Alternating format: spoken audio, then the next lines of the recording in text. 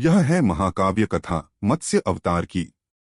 धर्म की रक्षा, ज्ञान की पुनर्प्राप्ति और सृष्टि के पुनर्निर्माण की अद्भुत गाथा।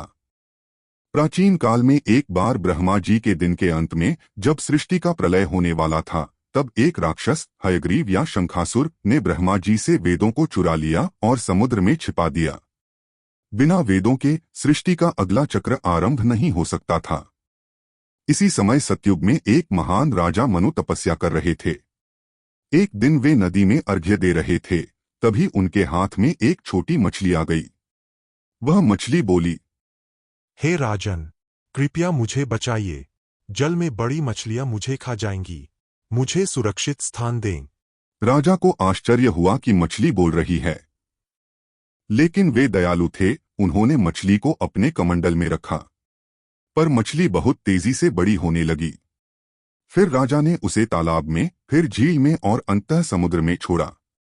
अब राजा को ज्ञात हो गया कि यह कोई साधारण मछली नहीं है। तभी भगवान विष्णु प्रकट हुए और बोले, मैं ही मत्स्य रूप में हूं। जल्दी ही प्रलय आएगा। तुम एक विशाल नाव बनवाओ, उसमें सप्तर्षियों, विभिन्न जीवों के बीज, औषधियों और आवश्यक वस्तुओं को रखो। प्रलय में मैं एक विशाल मत्स्य रूप में प्रकट होकर उस नाव को अपनी सींग से बांधकर सुरक्षित ले जाऊंगा। मनु ने वैसा ही किया। जब प्रलय आया, चारों ओर जल ही जल हो गया। उस समय भगवान विष्णु मत्स्य रूप में प्रकट हुए और राजा की नाव को सुरक्षित रखते हुए सभी को बचा लिया। भगवान ने समुद्र में जाकर वेदों को भी उस राक्षस से पुनः प्राप्त किया और सृष्टि की रचना फिर से आरंभ हुई।